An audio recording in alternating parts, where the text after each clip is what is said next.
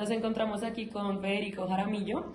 Él es la persona que hemos elegido para hacer esta entrevista. Primero nos gustaría que te presentes, por favor, y nos cuentes un poco de tu experiencia y tu conocimiento para luego proseguir con las preguntas. Vale, gracias. Bueno, yo soy Federico Jaramillo, estudié filosofía y luego hice una maestría en geografía. Como que en estos años he variado mucho de temas de investigación, pero mi tesis de pregrado fue sobre cine, imagen, a inicios del siglo XX, su relación con las masas. Ya con geografía pues me fui metiendo en otros campos, más relacionado con animales, historia de Colombia, y bueno, pues ahí hay como un revuelto, me trabajo también en temas de fotografía, entonces como que apunto por muchos lados en mis intereses investigativos actualmente. Entonces, para empezar, la primera pregunta dice, ¿se pueden encontrar elementos de humor o sátira en los cortos a pesar del contexto bélico? Sí, sí, pues de hecho sería el género que proponen o que rescatan estos cortos.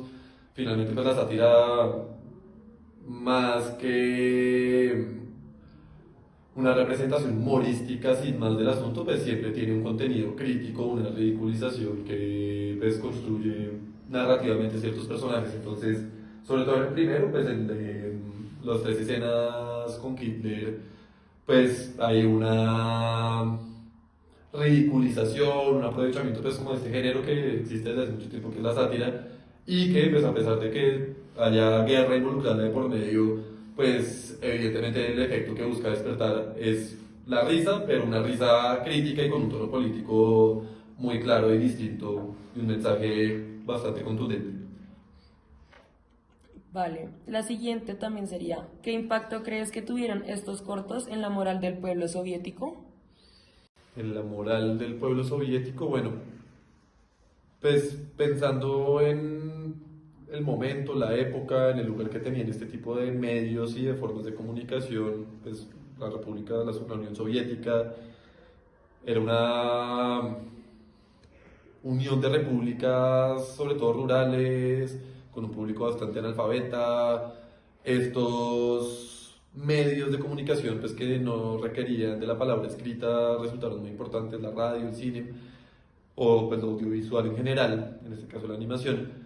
Pues creo que en el momento pues coyuntural de la Segunda Guerra, pues es por un lado como que le resta peso, más bien construye estas figuras a partir de la sátira para crear toda una imaginación sobre el otro nazi y cómo es, a través de ese ejercicio de llevarlo a un extremo ridículo.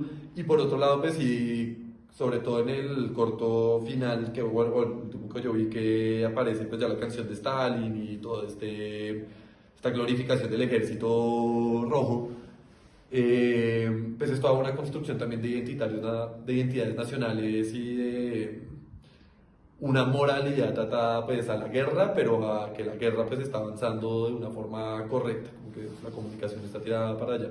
Entonces, digamos, mezclando todos esos elementos, una población rural, analfabeta, que recibe mensajes nacionalistas a través de estos medios de comunicación audiovisuales sobre todo, o en este caso más bien, eh, pues creería que el impacto en la moral pues era, no sé cómo decirlo, como subirla, consolidarla y pues al mismo tiempo amarrarla, como tener muy claro pues que la guerra se estaba ganando de alguna forma. Bueno, la siguiente pregunta es, ¿qué elementos narrativos y simbólicos se utilizaban para construir al enemigo nazi y reforzar la identidad soviética? Esa es interesante, de pronto por mi sesgo particular que me gustan los animales y últimamente he estado estudiando sobre animales.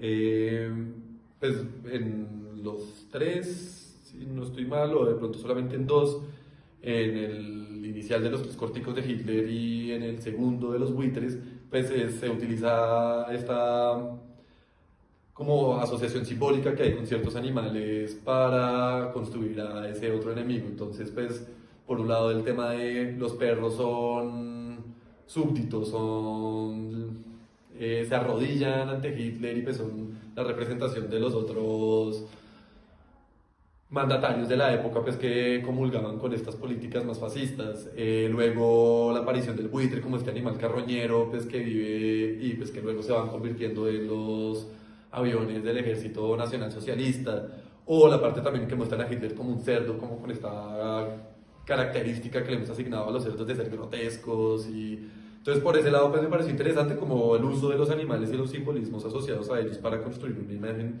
de quién es ese otro nazi. Y por otro lado pues hay un uso de los colores muy claros también cuando aparecen los aviones soviéticos, unos blancos que contrastan mucho con un negro. Al igual que las narrativas gringas sobre la guerra, pues uno puede ver también como la construcción de la guerra soviética pues parte de la figura del ejército como unos héroes. Entonces pues todos estos tanques que van a gran velocidad, los que cabalgan, digamos que a la cabeza de la batalla, toda esta... Entonces, por un lado, pues los animales para ratificar como todos estos simbolismos de lo grotesco, el que come pues ya carne putrefacta, o los que simplemente son lazarillos de otro, y por el otro pues toda esta glorificación del héroe, del ejército soviético. Entonces pues pensaría como que está entre esos dos polos, o por lo menos eso fue lo que yo alcancé a captar. La pregunta que sigue es, ¿a qué públicos estaban destinados estos cortometrajes y cómo se articulaba su función ideológica con las estrategias de difusión masiva? Eso es muy interesante, como de pensar la época y esa época en particular, como el significado que tuvo o la relevancia que tuvo pues el surgimiento de aparatos técnicos como la cámara fotográfica y luego pues la posibilidad de unir diferentes imágenes y crear movimiento en ellas a través del cine. Y es lo que les decía en una respuesta anterior, pues en esta época gran parte de la voluntad soviética en términos de comunicación pues era construir una conciencia de clase dentro de sus grandes masas analfabetas y rurales.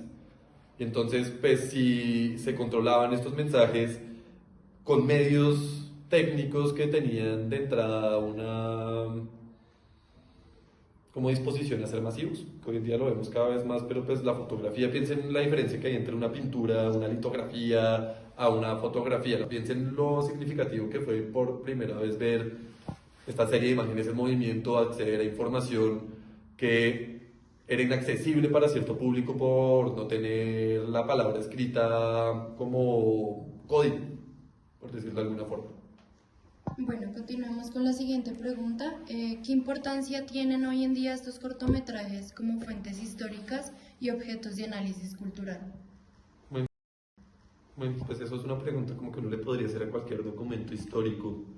Creo que como muchas otras cosas, en este caso pues estos cortometrajes de animación son como una puerta de entrada a entender la cultura, las preocupaciones, las apuestas gráficas de una época, los conflictos y sus contradicciones pero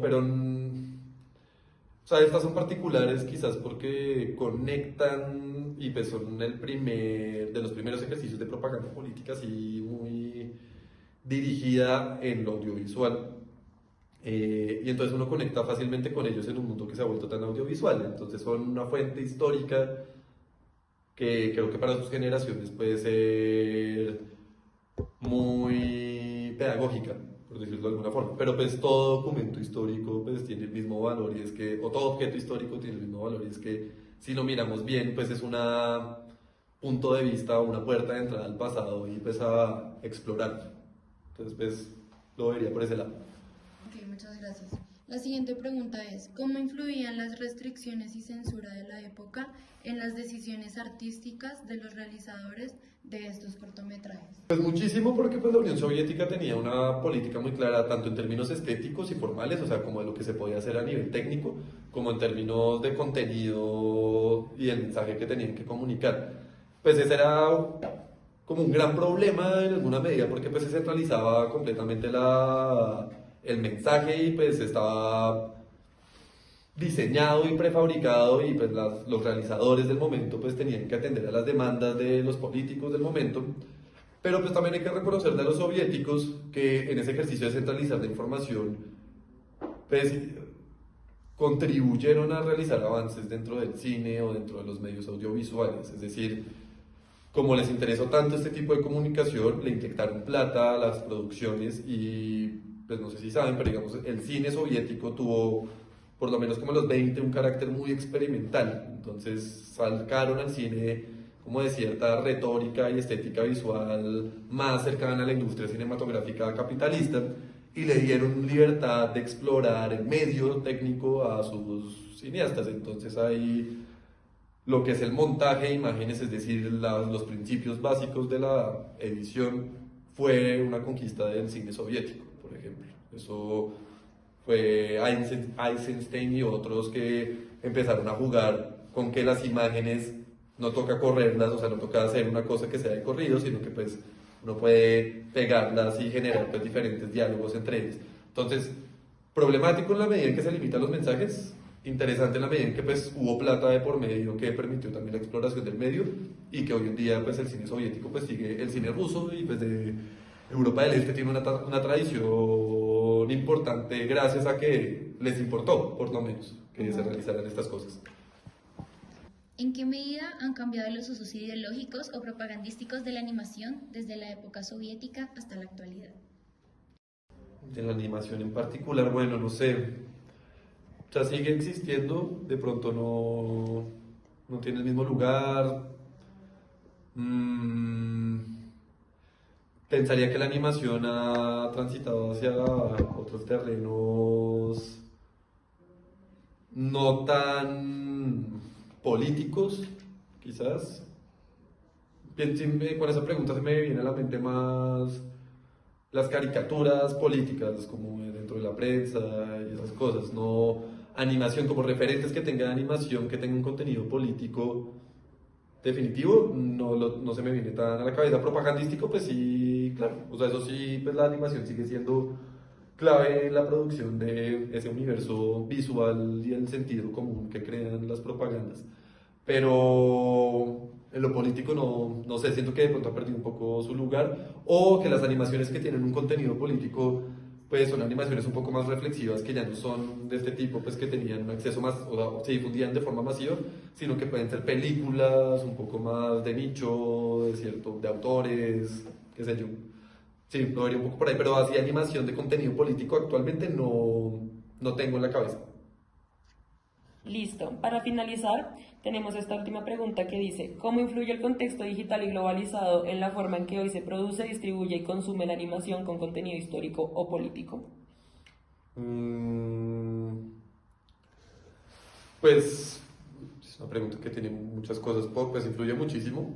Por un lado, pues el cambio en los medios ha significado muchas cosas, entonces piensen lo que implicaba. ¿Dónde se proyectaba esto? Pues esto se proyectaba en salas de cines antes de que existiera televisión y demás, entonces pues había todo un aparataje del Estado burocrático y un espacio colectivo para ver este tipo de información, y esta era la información que se comunicaba.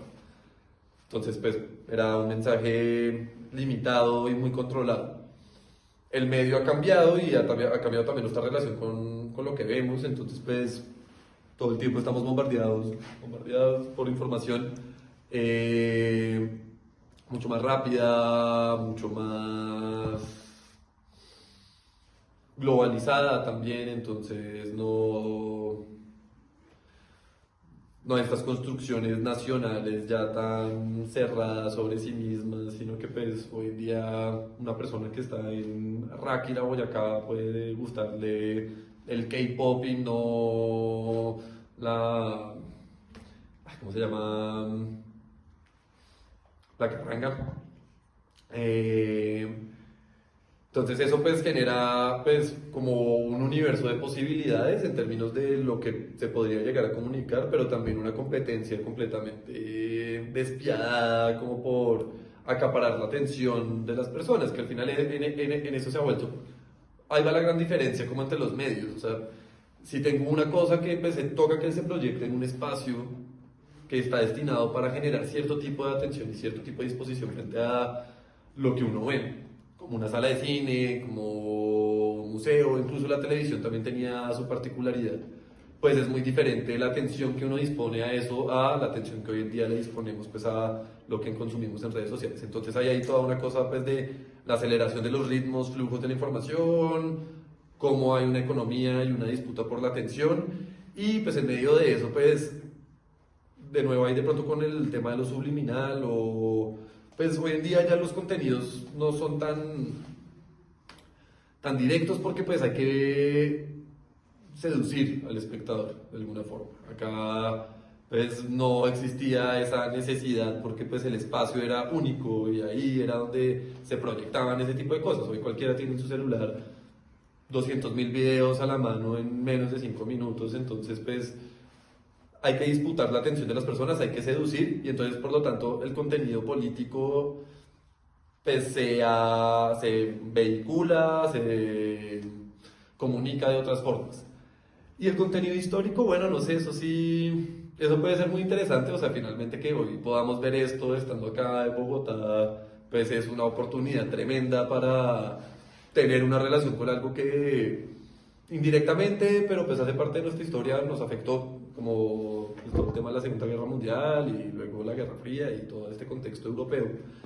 Pero por estas dinámicas también de la atención que han generado los ritmos y flujos de los nuevos medios, pues creo que se desaprovecha también un poco ese potencial que puede llegar a tener el contenido histórico en plataformas multimedia y cosas de ese estilo, porque pues siendo sincero, y no sé si mi valoración sea prejuiciosa, pero pues dedicándome un poco a la interacción con los jóvenes como profesión, pues siento que el contenido que consumen no está pues, relacionado con esas búsquedas de entender su pasado o entender el pasado del mundo o aprovechar el mundo globalizado pues, para entender diferentes culturas, sino que pues, muy extrañamente se ha homogenizado el mundo cuando la globalización podría haber sido un motor de diferencia y diversidad y de comprensión de otras culturas, pues parece como que todo pues está llegando como a lo mismo, y entonces en Rakira escuchan K-pop como en Corea y vemos la misma película gringa con los mismos actores que ven en Kenia, qué sé yo. Entonces pues son herramientas muy poderosas, son medios que tendrían la posibilidad de difundir como estos contenidos históricos para que las personas pues adquirieran una sensibilidad sobre el tiempo más fina, si se quiere, pero pues las velocidades de esos medios pues hace que yo creo que se pierdan un poco todos esos tipos de contenidos históricos. Los políticos sí creo que aparecen porque pues también hay todo un tema monetario detrás de lo que aparece y no aparece, y pues la gente sigue queriendo comunicar contenido político.